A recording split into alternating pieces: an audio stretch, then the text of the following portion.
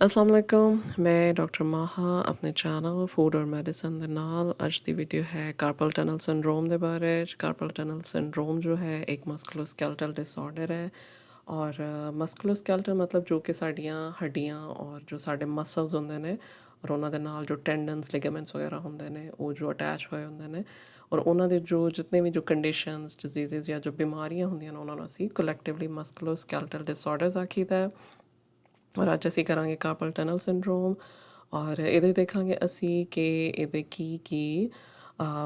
Carpal tunnel syndrome ਕਿਸ ਤਰ੍ਹਾਂ ਹੋ ਜਾਂਦਾ ਹੈ, ਇਹਦੀ ਥੋੜ੍ਹੀ ਜਿਹੀ ਅਨੈਟਮੀ ਮੈਂ ਸ਼ੇਅਰ ਕਰਾਂਗੀ, ਫਿਰ ਇਹ ਵੀ ਕਿ ਇਹਦੀਆਂ ਕੀ ਵਜੂਹਾਤ ਹੁੰਦੀਆਂ ਨੇ, ਕੀ ਅਲਾਮਤਾਂ ਹੋ ਜਾਂਦੀਆਂ ਨੇ, ਫਿਰ ਇਹ ਵੀ ਕਿ ਇਹਦਾ ਇਲਾਜ ਕਿਸ ਤਰ੍ਹਾਂ ਹੁੰਦਾ ਹੈ ਔਰ ਐਂਡ 'ਤੇ ਮੈਂ ਇਹ ਸ਼ੇਅਰ ਕਰਾਂਗੀ ਕਿ ਇਹਦੇ ਤੋਂ ਬਚਿਆ ਵੀ ਜਾ ਸਕਦਾ ਹੈ ਜਾਂ ਨਹੀਂ, ਕਿਉਂਕਿ ਇਹਦੇ ਤੋਂ ਬਚਣਾ ਬਹੁਤ ਆਸਾਨ ਹੈ ਔਰ ਤੁਸੀਂ 100% ਇਹਨੂੰ ਅਵੋਇਡ ਕਰ ਸਕਦੇ ਹੋ। ਇਸ ਲਈ ਕਿ ਤੁਸੀਂ ਐਂਡ ਤੱਕ ਜ਼ਰੂਰ ਦੇਖਣਾ ਕਿ ਇਹਦੀ ਖਾਸ ਤੌਰ 'ਤੇ ਪ੍ਰੀਵੈਂਸ਼ਨ ਕਿਸ ਤਰ੍ਹਾਂ ਕੀਤੀ ਜਾਂਦੀ ਹੈ। ਅਤੇ ਹੁਣ ਦੇਖਣਾ ਕਿ ਕਾਰਪਲ ਟਨਲ ਸਿੰਡਰੋਮ ਕੀ ਹੁੰਦਾ। ਕਾਰਪਲ ਟਨਲ ਸਿੰਡਰੋਮ ਜੋ ਹੈ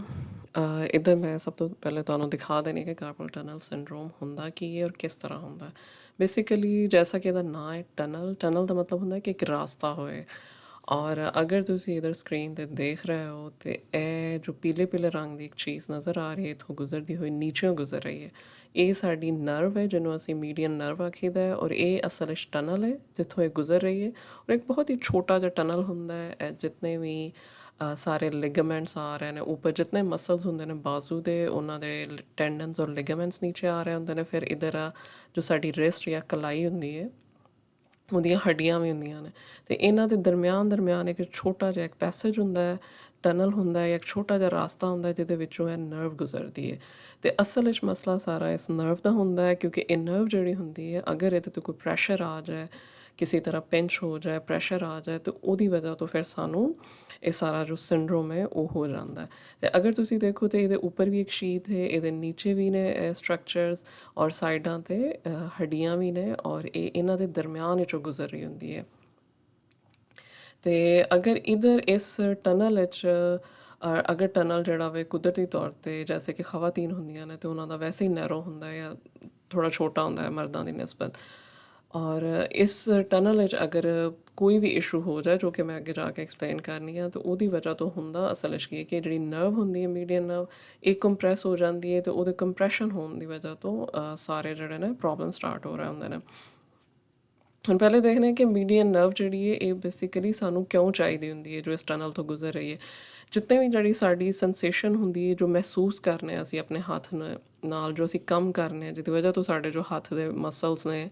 ਉਹ ਸਾਰੇ ਜੋ ਕੰਮ ਕਰਦੇ ਨੇ, ਜੋ ਅਸੀਂ ਚੀਜ਼ਾਂ ਪਕੜਨੇ ਆ, ਉਹ ਸਭ ਜਿਹੜਾ ਹੁੰਦਾ ਇਸ ਨਰਵ ਦੀ ਵਜ੍ਹਾ ਤੋਂ ਹੁੰਦਾ ਹੈ। ਇਹ ਮੀਡੀਅਨ ਨਰਵ ਜਿਹੜੀ ਹੈ ਇੱਥੋਂ ਜੈਸੇ ਬਾਜ਼ੂ 'ਚੋਂ ਆ ਰਹੀ ਹੈ, ਇਸ ਟਨਲ ਵਿੱਚੋਂ ਇੱਧਰ ਇਹ ਟਨਲ ਹੁੰਦਾ ਇੱਥੋਂ ਹੀ ਗੁਜ਼ਰ ਕੇ ਅਤੇ ਇਸ ਤਰ੍ਹਾਂ ਫਿਰ ਹੱਥ 'ਚ ਚਲੀ ਜਾਂਦੀ ਹੈ। ਹੱਥ 'ਚ ਪੂਰੇ ਜਿਹੜਾ ਸਾਡਾ ਅੰਗੂਠਾ ਹੁੰਦਾ ਹੈ, ਸਾਡੀ ਪਹਿਲੀ ਜੋ ਉਂਗਲੀ ਹੁੰਦੀ ਹੈ ਦਰਮਿਆਨ ਵਾਲੀ, ਔਰ ਇਹ ਜਿਹੜੀ ਅਸੀਂ ਜਿਹਨੂੰ ਰਿੰਗ ਫਿੰਗਰ ਵੀ ਆਖੀਦਾ, ਇਹਦਾ ਜਿਹੜਾ ਇਹ ਵਾਲਾ ਹਿੱਸਾ ਹੁੰਦਾ ਇਹਨੂੰ ਔਰ ਇਹ ਸਾਰਾ ਜਿਹੜਾ ਹੁੰਦਾ ਇਹ ਮੀਡੀਅਨ ਨਰਵ ਜਿਹੜੀ ਹੈ ਇਹਨੂੰ ਸਪਲਾਈ ਕਰ ਰਹੀ ਹੁੰਦੀ ਹੈ। ਇਹ ਬਾਕੀ ਦਾ ਜਿਹੜਾ ਅੱਧਾ ਹਿੱਸਾ ਹੁੰਦਾ ਇਹ ਹੁੰਦਾ ਇਹ ਦੂਸਰੀ ਨਰਵ ਦਾ ਕੰਮ ਹੁੰਦਾ, ਇਹ ਮੀਡੀਅਨ ਨਰਵ ਦਾ ਕੰਮ ਨਹੀਂ ਹੁੰਦਾ। ਸੋ ਇਸ ਲਈ ਇਹ ਵੇ ਕਿ ਜਦੋਂ ਵੀ ਅਗਰ ਇੱਧਰ ਟਨਲ ਜਿਹੜਾ ਵੇ ਨੈਰੋ ਹੋ ਗਿਆ ਕਿਸੇ ਵੀ ਵਜ੍ਹਾ ਤੋਂ, ਕੋਈ ਇਹਦਾ ਮਸਲਾ ਹੋ ਗਿਆ ਔਰ ਇਹ ਨਰਵ ਜਿਹੜੀ ਹੈ ਇਹ ਕੰਪਰੈਸ ਹੋ ਗਈ ਹੈ ਤਾਂ ਉਹਦੀ ਵਜ੍ਹਾ ਤੋਂ ਇਹ ਜਿਤਨਾ ਹਿੱਸਾ ਇਹ ਵਾਲਾ ਅਗਰ ਤੁਸੀਂ ਦੇਖ ਰਹੇ ਹੋ ਨਰਵ ਜਿਹੜੀ ਹੈ ਇਤਨੇ ਹਿੱਸੇ ਤੱਕ ਇਹਨਾਂ ਨੂੰ ਸਪਲਾਈ ਕਰ ਰਹੀ ਹੈ ਅਤੇ ਇਹਦੀ ਸਾਰੀ ਜਿਹੜੀ ਸਪਲਾਈ ਹੈ ਜਿਹੜੀ ਉਹ ਬੰਦ ਹੋ ਜਾਏਗੀ, ਡਿਸਟਰਬ ਹੋ ਜਾਏਗੀ ਅਤੇ ਐਜ਼ ਅ ਰਿਜ਼ਲਟ ਜਿਹੜੇ ਸਾਰੇ ਅਲਾਮਤਾਂ ਜਿਹੜੀਆਂ ਨੇ ਇਹਦੀਆਂ ਜ਼ਾਹਿਰ ਹੋਣਗੀਆਂ। ਅਤੇ ਹੁਣ ਇਹ ਵੀ ਕਿ ਇਹ ਕਿਸ ਵਜ੍ਹਾ ਤੋਂ ਹੋ ਜਾਂਦਾ, ਜਿਹੜਾ ਟਨਲ ਹੈ ਇਹ ਕਿਉਂ ਨੈਰੋ ਹੋ ਜਾਂਦਾ, ਕਿਉਂ ਤੰਗ ਹੋ ਜਾਂਦਾ। ਇੱਕ ਤਾਂ ਇਹ ਹੁੰਦਾ ਕਿ ਅਗਰ ਉਹ ਸਾਰੇ ਲੋਕ ਜੋ ਬਹੁਤ ਜ਼ਿਆਦਾ ਐਸਾ ਕੰਮ ਕਰਦੇ ਨੇ ਜਿਹਦੇ 'ਚ ਸਾਨੂੰ ਆਪਣੀ ਕਲਾਈ ਜਾਂ ਰਿਸਟ ਜਿਹੜੀ ਉਹ ਬਹੁਤ ਜ਼ਿਆਦਾ ਇਸਤੇਮਾਲ ਕਰਨੀ ਪੈਂਦੀ ਹੈ, ਜੈਸੇ ਕਿ ਅਗਰ ਤੁਸੀਂ ਦੇਖੋ ਕੰਪਿਊਟਰ ਜੋ ਇਸਤੇਮਾਲ ਕਰਦੇ ਨੇ ਔਰ ਅੱਜ ਕੱਲ੍ਹ ਕਿਉਂਕਿ ਕੰਪਿਊਟਰ ਦਾ ਇਸਤੇਮਾਲ ਬਹੁਤ ਜ਼ਿਆਦਾ ਆ ਗਿਆ ਅਤੇ ਇਸ ਵਜ੍ਹਾ ਤੋਂ ਇਹ ਵੀ ਕਿ ਇਹ ਪ੍ਰੋਬਲਮ ਹੋ ਸਕਦਾ ਕਾਰਪਲ ਟਨਲ ਜਿਹੜਾ ਵਾ, ਕਿਉਂਕਿ ਅਗਰ ਜਦੋਂ ਅਸੀਂ ਬਾਰ-ਬਾਰ ਇੱਕ ਖਾਸ ਪੋਜੀਸ਼ਨ ਵਿੱਚ ਇਹਨੂੰ ਰੱਖ ਦਈਏ ਅਤੇ ਉਹ ਸਾਰਾ ਜਿਹੜਾ ਇਫੈਕਟ ਹੋ ਰਿਹਾ ਹੁੰਦਾ ਸਾਡੇ ਪੱਠੇ ਜਿਹੜੇ ਹੁੰਦੇ ਨੇ, ਮਸਲਸ ਹੋ ਗਿਆ, ਸਾਡੀ ਨਰਵਸ ਔਰ ਜੋ ਹੱਡੀਆਂ ਹੁੰਦੀਆਂ ਨੇ ਉਹਨਾਂ ਸਭ ਚੀਜ਼ਾਂ 'ਤੇ, ਬੋਨਸ ਔਰ ਜੋ ਟੈਂਡਨਸ ਹੁੰਦੇ ਨੇ ਨਾਲ ਲਿਗਾਮੈਂਟਸ ਉਹਨਾਂ ਸਭ 'ਤੇ ਇਫੈਕਟ ਹੋ ਰਿਹਾ ਹੁੰਦਾ। ਔਰ ਇੱਧਰ ਇੱਕ ਬਹੁਤ ਪੁਰਾਣਾ ਜਿਹੜਾ ਟਾਈਪਰਾਈਟਰ ਹੈ, ਪਹਿਲੇ ਲੋਕਾਂ ਨੂੰ ਉਹ ਲੋਕ ਜੋ ਇਸ ਟਾਈਪਰਾਈਟਰ ਦਾ ਇਸਤੇਮਾਲ ਕਰਦੇ ਸਨ ਉਹਨਾਂ 'ਚ ਜ਼ਿਆਦਾ ਇਸ਼ੂ ਦੇਖਿਆ ਜਾਂਦਾ ਸੀ। ਇਹਦੇ ਇਲਾਵਾ ਇਹ ਹੈ ਕਿ ਅਗਰ ਤੁਹਾਡੀ ਕਲਾਈ 'ਤੇ ਕੋਈ चोट लग गई है, जैसे कोई फ्रैक्चर हो गया और बाद जो फ्रैक्चर ਜਿਹੜਾ ठीक हो गया लेकिन ਉਹ ਜਿਹੜਾ ਟਨਲ ਸੀ ਜਾਂ ਜੋ ਪੈਸੇਜ ਸੀ ਉਹ ਤੰਗ ਹੋ ਗਿਆ ਔਰ ਉਹਦੀ ਵਜ੍ਹਾ ਤੋਂ ਜਿਹੜੀ ਉਹ ਨਰਵ ਹੈ ਉਹ ਕੰਪਰੈਸ ਹੋ ਜਾਂਦੀ ਹੈ।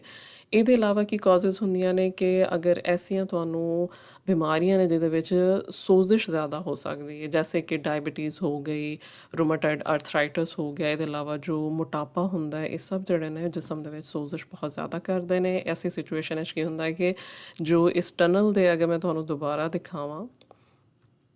ਕਿ ਇਹ ਜੋ ਟਨਲ ਹੁੰਦਾ ਹੈ ਇਹਦੇ ਉੱਪਰ ਅਗਰ ਇਹ ਜਿਹੜੇ ਸ਼ੀਟਸ ਹੁੰਦੀਆਂ ਨੇ, ਜਿਹੜੇ ਲਿਗਾਮੈਂਟਸ ਔਰ ਟੈਂਡਨਸ ਹੁੰਦੇ ਨੇ, ਇਹਨਾਂ ਸਾਰਿਆਂ ਦੇ ਅਗਰ ਸੋਜ਼ਿਸ਼ ਹੋ ਜਾਏ ਤਾਂ ਫਿਰ ਵੀ ਇਹ ਜ਼ਾਹਿਰੀ ਗੱਲ ਹੈ ਕਿ ਇਹ ਜਿਹੜਾ ਇੱਕ ਪੈਸੇਜ ਹੁੰਦਾ ਹੈ ਇਹ ਤੰਗ ਹੋ ਜਾਂਦਾ ਹੈ ਔਰ ਇਸ ਵਜ੍ਹਾ ਤੋਂ ਫਿਰ ਜਿਹੜੀ ਨਰਵ ਹੁੰਦੀ ਉਹ ਕੰਪਰੈਸ ਹੋ ਜਾਂਦੀ ਹੈ। ਅਤੇ ਇਸ ਲਈ ਇਹ ਵੇ ਕਿ ਜੋ ਡਾਇਬੈਟਿਕਸ ਹੁੰਦੇ ਨੇ, ਜਿਨ੍ਹਾਂ ਨੂੰ ਆਰਥਰਾਈਟਸ ਦਾ ਇਸ਼ੂ ਹੁੰਦਾ ਹੈ ਜਾਂ ਮੋਟਾਪੇ ਦਾ ਇਸ਼ੂ ਹੁੰਦਾ ਹੈ, ਉਹਨਾਂ ਵਿੱਚ ਇਹ ਚੀਜ਼ ਹੋ ਸਕਦੀ ਹੈ। ਔਰ ਇਹਦੇ ਇਲਾਵਾ ਕੁਛ ਦਵਾਈਆਂ ਹੁੰਦੀਆਂ ਨੇ, ਖਾਸ ਤੌਰ 'ਤੇ ਇੱਕ ਅਗਰ ਤੁਸੀਂ ਤਾਂ ਦੇਖ ਰਹੇ ਹੋ ਅਨੈਸਟਰੋਜ਼ੋਲ ਇੱਕ ਦਵਾਈ ਹੈ। ਇਹ ਬੇਸਿਕਲੀ ਬ੍ਰੈਸਟ ਕੈਂਸਰ ਦਾ ਜਿਹੜਾ ਇਲਾਜ ਕੀਤਾ ਜਾਂਦਾ ਉਹਦੇ ਵਿੱਚ ਬਹੁਤ ਜ਼ਿਆਦਾ ਇਸਤੇਮਾਲ ਕੀਤੀ ਜਾਂਦੀ ਹੈ ਔਰ ਇਸ ਦਵਾਈ ਦੇ ਨਾਲ ਵੀ ਇਹ ਜਿਹੜਾ ਟਨਲ ਹੈ ਇਹਦੇ ਵਿੱਚ ਸੋਜ਼ਿਸ਼ ਵਗੈਰਾ ਹੋ ਸਕਦੀ ਹੈ ਔਰ ਇਹ ਨੈਰੋ ਹੋ ਸਕਦਾ ਹੈ। ਇਹਦੇ ਇਲਾਵਾ ਐਸੀ ਸਿਚੁਏਸ਼ਨ ਜਿਹਦੇ ਵਿੱਚ ਜਿਸਮ ਦੇ ਅੰਦਰ ਫਲੂਇਡ ਜਿਹੜਾ ਹੁੰਦਾ ਹੈ ਉਹ ਜ਼ਿਆਦਾ ਰਵੇ, ਜ਼ਿਆਦਾ ਹੋ ਜਾਏ, ਜੈਸੇ ਕਿ ਪ੍ਰੈਗਨੈਂਸੀ ਜਾਂ ਹਮਲ ਵਿੱਚ ਹੋ ਜਾਂਦਾ ਅਤੇ ਉਹਦੇ ਵਿੱਚ ਵੀ ਅਕਸਰ ਜਿਹੜੀਆਂ ਹਾਮਲਾ ਖਵਾਤੀਨ ਹੁੰਦੀਆਂ ਨੇ ਉਹਨਾਂ ਦੇ ਵਿੱਚ ਇਹ ਪ੍ਰੋਬਲਮ ਹੋ ਸਕਦਾ ਕਾਰਪਲ ਟਨਲ ਸਿੰਡਰੋਮ ਦਾ। ਲੇਕਿਨ ਇਹ ਵੇ ਕਿ ਜੈਸੇ ਉਹ ਪ੍ਰੈਗਨੈਂਸੀ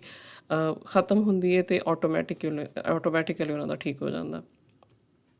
ਇਹਦੇ ਇਲਾਵਾ ਜਿਨ੍ਹਾਂ ਨੂੰ ਥਾਇਰੋਇਡ ਦਾ ਮਸਲਾ ਹੁੰਦਾ ਹੈ, ਖਾਸ ਤੌਰ 'ਤੇ ਅਗਰ ਤੁਹਾਡਾ ਥਾਇਰੋਇਡ ਲੋ ਹੋ ਜਾਏ, ਥਾਇਰੋਇਡ ਲੈਵਲਸ ਅਗਰ ਲੋ ਹੋਣ ਤਾਂ ਉਹਦੇ ਨਾਲ ਵੀ ਜਿਸ ਸਮੇਂ ਸੋਜ਼ਿਸ਼ ਹੁੰਦੀ ਹੈ ਤਾਂ ਸੋਜ਼ਿਸ਼ ਜਿਹੜੀ ਹੁੰਦੀ ਹੈ ਐਸੇ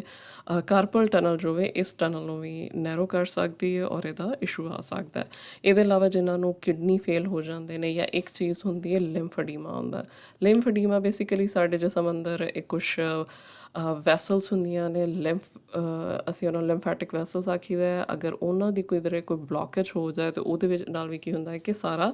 ਜੋ ਫਲੂਇਡ ਵਗੈਰਾ ਹੁੰਦਾ ਹੈ ਉਹ ਜਮ੍ਹਾਂ ਹੋਣਾ ਸ਼ੁਰੂ ਹੋ ਜਾਂਦਾ ਅਤੇ ਉਹਦੇ ਨਾਲ ਜ਼ਾਹਿਰੀ ਗੱਲ ਹੈ ਅਗਰ ਉਹ ਜਮ੍ਹਾਂ ਹੋਏਗਾ ਤਾਂ ਜਿਸਮ ਦੇ ਹਰ ਹਿੱਸੇ ਨੂੰ ਮੁਤਾਸਰ ਕਰ ਸਕਦਾ ਅਤੇ ਅਗਰ ਇਹ ਟਨਲ ਵੀ ਉਹਦੇ ਵਿੱਚ ਮੁਤਾਸਰ ਹੋ ਜਾਏ ਤਾਂ ਕਾਰਪਲ ਟਨਲ ਦਾ ਵੀ ਸਿੰਡਰੋਮ ਹੋ ਸਕਦਾ। ਮਤਲਬ ਇਹ ਵੇ ਕਿ ਜੋ ਨਰਵ ਹੁੰਦੀ ਹੈ, ਮੀਡੀਅਨ ਨਰਵ, ਉਹਨੂੰ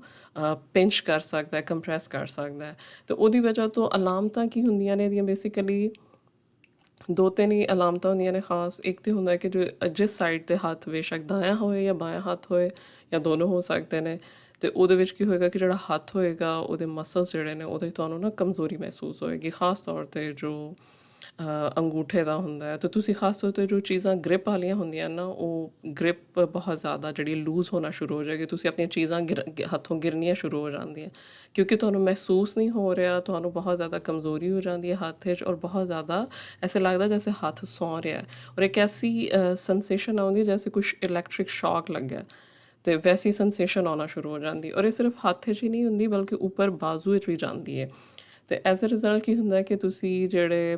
ਅਗਰ ਤੁਸੀਂ ਆਪਣਾ ਫੋਨ ਜ਼ਿਆਦਾ ਦੇਰ ਨਹੀਂ ਪਕੜ ਸਕਦੇ, ਅਗਰ ਤੁਸੀਂ ਗਾੜੀ ਚਲਾ ਰਹੇ ਹੋ ਤਾਂ ਸਟੀਅਰਿੰਗ ਵੀਲ ਨੂੰ ਜ਼ਿਆਦਾ ਦੇਰ ਪਕੜਨ ਨਾਲ ਜਿਹੜਾ ਵੇ ਤੁਹਾਨੂੰ ਨਮਨੈਸ ਹੋਣੀ ਸ਼ੁਰੂ ਹੋ ਜਾਂਦੀ। ਮਤਲਬ ਟਿੰਗਲਿੰਗ ਜਾਂ ਨਮਨੈਸ ਮਤਲਬ ਹੈ ਕਿ ਜੈਸੇ ਹੱਥ ਸੌਣਾ ਸ਼ੁਰੂ ਹੋ ਗਿਆ ਹੈ ਔਰ ਇੱਕ ਬਹੁਤ ਅਜੀਬ ਇਰੀਟੇਬਿਲਿਟੀ ਵੀ ਡਿਵੈਲਪ ਹੋ ਜਾਂਦੀ ਹੈ। ਇਹਦੇ ਇਲਾਵਾ ਤੁਸੀਂ ਅਗਰ ਅਖਬਾਰ ਪਕੜ ਰਹੇ ਹੋ ਜ਼ਿਆਦਾ ਦੇਰ ਅਤੇ ਇਹ ਜਿਹੜੀਆਂ ਚੀਜ਼ਾਂ ਨੇ ਐਸੇ ਛੋਟੇ ਛੋਟੇ ਜਿਹੜੇ ਟਾਸਕ ਸਾਨੂੰ ਲੱਗਦੇ ਨੇ ਉਹ ਥੋੜ੍ਹੇ ਮੁਸ਼ਕਿਲ ਹੋ ਜਾਂਦੇ ਨੇ। ਹੁਣ ਇਵੇਂ ਕਿ ਇਹਦਾ ਇਲਾਜ ਕੈਸੇ ਹੁੰਦਾ ਹੈ? ਇਲਾਜ ਜਿਹੜਾ ਵੇ ਦੋ ਤਰ੍ਹਾਂ ਹੁੰਦਾ ਹੈ, ਕੁਛ ਦਵਾਈਆਂ ਨਾਲ ਹੁੰਦਾ ਹੈ ਔਰ ਕੁਛ ਸਰਜੀਕਲ ਹੁੰਦਾ ਹੈ। ਸ਼ੁਰੂ ਵਿੱਚ ਅਗਰ ਮਸਲਾ ਜ਼ਿਆਦਾ ਨਹੀਂ ਹੈ ਤਾਂ ਦਵਾਈਆਂ ਹੁੰਦੀਆਂ ਨੇ। ਦਵਾਈਆਂ ਸਾਡੇ ਕੋਲ ਹੁੰਦੇ ਨੇ ਜੈਸੇ ਐਨਾਸਿਡਸ ਹੋ ਗਏ, ਜੈਸੇ ਬਰੂਫਨ ਵਗੈਰਾ ਹੋ ਗਈ, ਉਹ ਬਹੁਤ ਅੱਛੀ ਹੈ। ਇਹਦੇ ਇਲਾਵਾ ਸਟੀਰੋਇਡਸ ਹੁੰਦੇ ਨੇ, ਇਹ ਬੇਸਿਕਲੀ ਦਰਦ ਵੀ ਖ਼ਤਮ ਕਰਦੇ ਨੇ ਔਰ ਅਗਰ ਸੋਜ਼ਿਸ਼ ਵਗੈਰਾ ਹੋਏ ਤਾਂ ਉਹਨੂੰ ਵੀ ਖ਼ਤਮ ਕਰਨ ਵਿੱਚ ਹੈਲਪ ਕਰਦੇ ਨੇ। ਔਰ ਇਹਦੇ ਇਲਾਵਾ ਹੁੰਦਾ ਹੈ ਕਿ ਅਗਰ ਬਹੁਤ ਜ਼ਿਆਦਾ ਮਸਲਾ ਜ਼ਿਆਦਾ ਹੋ ਗਿਆ, ਦਵਾਈਆਂ ਨਾਲ ਨਹੀਂ ਫ਼ਰਕ ਪੈ ਰਿਹਾ ਤਾਂ ਫਿਰ ਵੇ ਕਿ ਸਰਜਰੀ ਕੀਤੀ ਜਾਂਦੀ ਹੈ। ਸਰਜਰੀ 'ਚ ਇਹੀ ਕੀਤਾ ਜਾਂਦਾ ਕਿ ਹਲਕਾ ਜਿਹਾ ਕੱਟ ਲਗਾ ਕੇ ਅਤੇ ਅਗਰ ਉੱਧਰ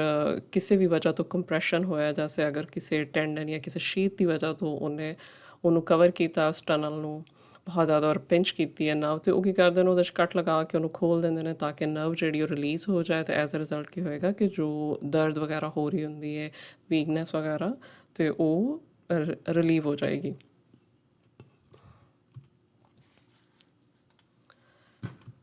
ਇਹਦੇ ਇਲਾਵਾ ਅੱਛਾ, ਇਹ ਤੇ ਹੋ ਗਿਆ ਕਿ ਕੈਸੇ ਇਹਦਾ ਇਲਾਜ ਹੁੰਦਾ ਹੈ। ਹੁਣ ਇਹ ਦੇਖਣਾ ਕਿ ਕੀ ਅਸੀਂ ਇਹ ਤੋਂ ਬਚ ਸਕਦੇ ਹਾਂ, ਤੇ ਬਿਲਕੁਲ ਇਹਦੇ ਤੋਂ ਬਚਣਾ ਬਹੁਤ ਆਸਾਨ ਹੁੰਦਾ ਹੈ। ਖ਼ਾਸ ਤੌਰ 'ਤੇ ਉਹ ਸਭ ਲੋਕ ਜੋ ਕੰਪਿਊਟਰ ਵਰਕ ਬਹੁਤ ਜ਼ਿਆਦਾ ਕਰਦੇ ਹਨ, ਜੈਸੇ ਸਟੂਡੈਂਟਸ ਹੋ ਗਏ, ਔਰ ਕੁਛ ਲੋਕਾਂ ਦਾ ਤੇ ਕੰਮ ਜਿਹੜਾ ਹੁੰਦਾ ਜੋ ਵਰਕ ਪਲੇਸ 'ਤੇ ਉਹ ਹੁੰਦਾ ਹੀ ਜ਼ਿਆਦਾ ਕੰਪਿਊਟਰਸ ਦੇ ਵੇ। ਤੇ ਇਹ ਵੇ ਕਿ ਤੁਸੀਂ ਜਦੋਂ ਮਾਊਸ ਬਹੁਤ ਜ਼ਿਆਦਾ ਯੂਜ਼ ਕਰ ਰਹੇ ਹੋ ਕੀਬੋਰਡ 'ਤੇ, ਤੁਸੀਂ ਕੋਸ਼ਿਸ਼ ਕਰੋ ਕਿ ਹਰ ਥੋੜ੍ਹੀ ਦੇਰ ਬਾਅਦ ਤੁਸੀਂ ਉਹਨੂੰ ਬ੍ਰੇਕ ਲਵੋ, ਮਤਲਬ ਛੋੜ ਦਿਓ। ਔਰ ਆਪਣਾ ਬਾਜ਼ੂ ਹੋ ਗਿਆ, ਆਪਣੀ ਕਲਾਈ ਵਗੈਰਾ ਨਾਲ ਥੋੜ੍ਹਾ ਜਿਹਾ ਸਟਰੈਚ ਕਰੋ, ਤੇ ਉਹਦੇ ਨਾਲ ਕੀ ਹੁੰਦਾ ਕਿ ਜੋ ਮਸਲਸ ਔਰ ਟੈਂਡਨਸ ਵਗੈਰਾ ਨੇ ਥੋੜ੍ਹੇ ਰਿਲੈਕਸ ਹੋ ਜਾਂਦੇ ਨੇ। ਔਰ ਇਧਰ ਇੱਕ ਹੁੰਦੀ ਹੈ ਕਿ ਜੈਸੇ ਇੱਕ ਰਿਸਟ ਸਪੋਰਟ ਹੋ ਗਈ ਔਰ ਆਰਮ ਸਪੋਰਟ ਵੀ ਹੁੰਦੀ ਹੈ, ਤੇ ਐਸੀਆਂ ਮਿਲ ਜਾਂਦੀਆਂ ਨੇ ਹਰ ਜਗ੍ਹਾ ਤੋਂ, ਔਰ ਬਹੁਤ ਹੀ ਸਸਤੀਆਂ ਮਿਲ ਜਾਂਦੀਆਂ ਨੇ। ਸਪੋਰਟ ਆਖੀਦਾ ਤੁਸੀਂ ਆਰਮ ਰੈਸਟ ਕਹਿ ਸਕਦੇ ਹੋ, ਰਿਸਟ ਰੈਸਟ ਕਹਿ ਸਕਦੇ ਹੋ, ਜਾਂ ਸਪੋਰਟ ਕਹਿ ਸਕਦੇ ਹੋ। तो इस तरह जैसे ਤੁਸੀਂ अगर माउस और कंप्यूटर यूज़ कर रहे हो तो ਤੁਸੀਂ ਆਪਣਾ ਬਾਜ਼ੂ ਔਰ ਖਾਸ ਤੌਰ 'ਤੇ ਜੋ ਆਪਣੀ ਕਲਾਈਆਂ ਨੇ ਜਾਂ ਰਿਸਟ, ਇਹਨਾਂ ਨੂੰ ਇਸ ਸਪੋਰਟ ਦੇ ਉੱਪਰ ਰੱਖੋ ਤਾਂ ਕਿ ਇੱਕ ਲੈਵਲ 'ਤੇ ਰਹਿਣ ਦੇ, ਤੇ ਇਹ ਜੋ ਇੱਧਰ ਹੱਡੀਆਂ ਟੈਂਡਨਸ ਵਗੈਰਾ ਹੁੰਦੇ ਨੇ ਤੇ ਉਹ ਜ਼ਿਆਦਾ ਸਟਰੈਚ ਨਹੀਂ, ਆਈ ਮੀਨ ਉਹ ਜ਼ਿਆਦਾ ਉਹਨਾਂ 'ਤੇ ਕੰਪਰੈਸ਼ਨ ਨਹੀਂ ਆਏਗਾ, ਤੇ ਉਹਦੀ ਵਜ੍ਹਾ ਤੋਂ ਫਿਰ ਉਹ ਜੋ ਪੈਸੇਜ ਹੈ ਉਹ ਵੀ ਕੰਪਰੈਸ ਨਹੀਂ ਹੁੰਦਾ ਜ਼ਿਆਦਾ। ਇਹਦੇ ਇਲਾਵਾ ਇਹ ਹੈ ਕਿ ਜੋ ਅਗਰ ਤੁਹਾਨੂੰ ਜੈਸੇ ਡਾਇਬਟੀਜ਼ ਹੈ, ਆਰਥਰਾਈਟਸ ਦਾ ਇਸ਼ੂ ਹੈ, ਜਾਂ ਮੋਟਾਪਾ ਬਹੁਤ ਜ਼ਿਆਦਾ ਹੈ, ਤੇ ਅਗਰ ਉਹਨਾਂ ਇਸ਼ੂਜ਼ ਦੀ ਵਜ੍ਹਾ ਤੋਂ ਹੋ ਰਿਹਾ, ਤੇ ਉਹਦਾ ਇਹੀ ਇਲਾਜ ਹੋਏਗਾ ਕਿ ਤੁਸੀਂ ਆਪਣੀ ਡਾਇਬਟੀਜ਼ ਨੂੰ ਕੰਟਰੋਲ ਕਰੋ, ਆਰਥਰਾਈਟਸ ਨੂੰ ਕੰਟਰੋਲ ਕਰੋ। ਅਗਰ ਵਜ਼ਨ ਜ਼ਿਆਦਾ ਹੈ ਤਾਂ ਤੁਸੀਂ ਕੋਸ਼ਿਸ਼ ਕਰੋ ਕਿ ਆਪਣਾ ਵਜ਼ਨ ਘੱਟ ਕਰੋ, ਕਿਉਂਕਿ ਜੈਸੇ ਤੁਸੀਂ ਵਜ਼ਨ ਘੱਟ ਕਰੋਗੇ ਤਾਂ ਤੁਸੀਂ ਖੁਦ ਦੇਖੋਗੇ ਕਿ ਤੁਹਾਡੀ ਜੋ ਸਿਚੁਏਸ਼ਨ ਹੈ ਉਹ ਇੰਪਰੂਵ ਹੋਣਾ ਸ਼ੁਰੂ ਹੋ ਗਈ ਹੈ। ਔਰ ਇਹਦੇ ਨਾਲ ਫਿਜ਼ੀਓਥੈਰੇਪੀ ਹੋ ਸਕਦੀ ਹੈ। ਫਿਜ਼ੀਓਥੈਰੇਪੀ ਕਿ ਤੁਸੀਂ ਆਪਣੇ ਹੱਥਾਂ ਔਰ ਬਾਜ਼ੂਆਂ 'ਤੇ ਕੋਈ ਖਾਸ ਕਿਸਮ ਦੀ ਐਕਸਰਸਾਈਜ਼ ਹੁੰਦੀ ਹੈ, ਫਿਜ਼ੀਓਥੈਰੇਪਿਸਟ ਹੁੰਦੇ ਨੇ ਉਹ ਤੁਹਾਨੂੰ ਰਿਕਮੈਂਡ ਕਰਦੇ ਨੇ। ਅਗਰ ਉਹ ਤੁਸੀਂ ਕੰਟੀਨਿਊਸਲੀ ਆਈ ਮੀਨ ਰੈਗੂਲਰਲੀ ਉਹਦਾ ਇਸਤੇਮਾਲ ਕਰੋ, ਉਹਨੂੰ ਸਹੀ ਤਰ੍ਹਾਂ ਥੈਰੇਪੀ ਦਾ ਜੋ ਜੈਸੇ ਰਿਕਮੈਂਡ ਕੀਤੀ ਉਹਨੂੰ ਕਰੋ, ਤੇ ਉਹਦੇ ਨਾਲ ਵੀ ਬਹੁਤ ਇਫੈਕਟ ਹੁੰਦਾ ਹੈ। ਇਹਦੇ ਇਲਾਵਾ ਕੁਛ ਸਲਿੰਗਸ ਵਗੈਰਾ ਹੁੰਦੀਆਂ ਨੇ ਰਿਸਟ ਵਾਸਤੇ, ਉਹ ਵੀ ਤੁਸੀਂ ਯੂਜ਼ ਕਰ ਸਕਦੇ ਹੋ। ਔਰ ਇੱਕ ਚੀਜ਼ ਜੋ ਬਹੁਤ ਜ਼ਰੂਰੀ ਹੈ ਕਿ ਤੁਸੀਂ ਅੱਛੀ ਫੂਡ ਦਾ ਇਸਤੇਮਾਲ ਕਰਨਾ ਬਹੁਤ ਜ਼ਰੂਰੀ ਹੈ। ਅੱਛੀ ਫੂਡ ਇਹ ਚਾਹੁੰਦਾ ਕਿ ਤੁਸੀਂ ਜੋ ਓਮੇਗਾ 3 ਰਿਚ ਡਾਈਟ ਹੁੰਦੀ ਉਹਦਾ ਇਸਤੇਮਾਲ ਕਰੋ, ਜੈਸੇ ਫਿਸ਼ ਹੋ ਗਈ, ਨਟਸ ਹੋ ਗਏ, ਸਾਡੇ ਸੀਡਸ ਜਿਹੜੇ ਹੁੰਦੇ ਨੇ, ਐਸੀਆਂ ਚੀਜ਼ਾਂ ਇਸਤੇਮਾਲ ਕਰੋ। ਔਰ ਐਸੇ ਫਰੂਟਸ ਔਰ ਵੈਜੀਟੇਬਲਸ ਇਸਤੇਮਾਲ ਕਰੋ ਜੋ ਕਿ ਵਾਈਟਾਮਿਨ ਰਿਚ ਨੇ, ਉਹਨਾਂ 'ਚ ਵਾਈਟਾਮਿਨਸ ਬਹੁਤ ਜ਼ਿਆਦਾ ਨੇ। ਔਰ ਐਸੀਆਂ ਗਜ਼ਾ ਜੋ ਕਿ ਸੋਜ਼ਿਸ਼ ਨੂੰ ਘੱਟ ਕਰਦੀ ਹੈ, ਜੈਸੇ ਕਿ ਸਿਟਰਸ ਫਰੂਟਸ ਹੋ ਗਏ, ਸਿਟਰਸ ਵਿੱਚ ਸਾਡੇ ਲੈਮਨਸ ਆ ਗਏ, ਕੀਵੀ ਹੋ ਗਿਆ, ਗ੍ਰੇਪ ਫਰੂਟਸ ਹੋ ਗਏ, ਸਟ੍ਰਾਬੇਰੀਜ਼ ਹੋ ਗਿਆ। ਇਹਦੇ ਇਲਾਵਾ ਬੈਰੀਜ਼ ਹੁੰਦੀਆਂ ਨੇ ਜੈਸੇ ਕਿ ਬਲੂਬੈਰੀਜ਼ ਹੋ ਗਈਆਂ। ਔਰ ਜਿਤਨੀਆਂ ਵੀ ਸਬਜ਼ ਪੱਤਿਆਂ ਵਾਲੀਆਂ ਸਬਜ਼ੀਆਂ ਹੁੰਦੀਆਂ ਨੇ, ਜੈਸੇ ਕੇਲ ਹੋ ਗਈ, ਕੈਬੇਜ ਹੋ ਗਈ, ਇਹ ਸਭ ਜਿਹੜੇ ਨੇ ਇਹ ਬਹੁਤ ਹੀ ਇੱਕ ਤਾਂ ਵਾਈਟਾਮਿਨ ਰਿਚ ਹੁੰਦੇ ਨੇ, ਮਿਨਰਲਸ ਹੁੰਦੇ ਨੇ ਇਹਨਾਂ ਦੇ ਵਿੱਚ, ਔਰ ਦੂਸਰਾ ਇਹ ਕਿ ਸੋਜ਼ਿਸ਼ ਨੂੰ ਵੀ ਘੱਟ ਕਰਨ ਵਿੱਚ ਬਹੁਤ ਜ਼ਿਆਦਾ ਹੈਲਪ ਕਰਦੇ ਨੇ। ਔਰ ਇੱਕ ਚੀਜ਼ ਜਿਹਨੂੰ ਤੁਸੀਂ ਅਵੋਇਡ ਕਰਨਾ, ਮਤਲਬ ਜਿਹਦਾ ਇਸਤੇਮਾਲ ਤੁਸੀਂ ਨਹੀਂ ਕਰਨਾ, ਇੱਕ ਤਾਂ ਅਗਰ ਤੁਸੀਂ ਨਹੀਂ ਕਰ ਰਹੇ ਤਾਂ ਬਹੁਤ ਅੱਛੀ ਗੱਲ ਹੈ, ਲੇਕਿਨ ਇਹ ਕਿ ਅਗਰ ਤੁਸੀਂ ਐਲਕੋਹਲ ਕਿਸੇ ਵੀ ਫਾਰਮ ਵਿੱਚ ਇਸਤੇਮਾਲ ਕਰ ਰਹੇ ਹੋ ਤਾਂ ਤੁਸੀਂ ਕੋਸ਼ਿਸ਼ ਕਰੋ ਕਿ ਉਹਦਾ ਇਸਤੇਮਾਲ ਜਿਹੜਾ ਤੁਸੀਂ ਇੱਕ ਤਾਂ ਬਹੁਤ ਘੱਟ ਕਰ ਦਿਓ, ਔਰ ਅਗਰ ਪੋਸੀਬਲ ਹੈ ਤਾਂ ਉਹਦਾ ਇਸਤੇਮਾਲ ਖ਼ਤਮ ਕਰ ਦਿਓ। ਕਿਉਂਕਿ ਨਾ ਸਿਰਫ ਇਹ ਕਿ ਉਹਦੇ ਨਾਲ ਇਹ ਸੋਜ਼ਿਸ਼ ਵਗੈਰਾ ਐਸੀਆਂ ਚੀਜ਼ਾਂ ਹੋ ਸਕਦੀਆਂ ਨੇ, ਬਲਕਿ ਉਹਦੇ ਨਾਲ ਜਿਗਰ ਬਹੁਤ ਖ਼ਰਾਬ ਹੋ ਸਕਦਾ ਹੈ, ਪੈਨਕ੍ਰੀਆਸ ਬਹੁਤ ਖ਼ਰਾਬ ਹੋ ਸਕਦਾ, ਹੋਰ ਬਹੁਤ ਸਾਰੇ ਇਸ਼ੂਜ਼ ਜਿਹੜੇ ਨੇ ਉਹ ਹੋ ਜਾਂਦੇ ਨੇ। ਤੇ ਬਸ ਇਹ ਸੀ ਅੱਜ ਦੀ ਵੀਡੀਓ। ਉਮੀਦ ਹੈ ਤੁਹਾਨੂੰ ਜ਼ਰੂਰ ਪਸੰਦ ਆਈ ਹੋਏਗੀ, ਔਰ ਜੋ ਸਾਰੀ ਇਨਫੋਰਮੇਸ਼ਨ ਸ਼ੇਅਰ ਕੀਤੀ ਹੈ ਉਹ ਤੋਂ ਤੁਸੀਂ ਭਰਪੂਰ फ़ायदा ਉਠਾਓਗੇ ਇਨਸ਼ਾਅੱਲਾ ਤਾਲਾ। ਅਗਰ ਕੋਈ ਕੁਐਸਚਨ ਹੈ ਤੁਸੀਂ ਨੀਚੇ ਕਮੈਂਟਸ ਬਾਕਸ ਵਿੱਚ ਕਰ ਸਕਦੇ ਹੋ, ਮੇਰਾ ਈਮੇਲ ਡਿਸਕ੍ਰਿਪਸ਼ਨ ਬਾਕਸ ਵਿੱਚ ਹੈ, ਤੁਸੀਂ ਈਮੇਲ ਵੀ ਕਰ ਸਕਦੇ ਹੋ। ਔਰ ਬਸ ਮਿਲਦੇ ਹਾਂ ਆਪਣੀ ਅਗਲੀ ਵੀਡੀਓ 'ਚ ਇਨਸ਼ਾਅੱਲਾ ਤਾਲਾ।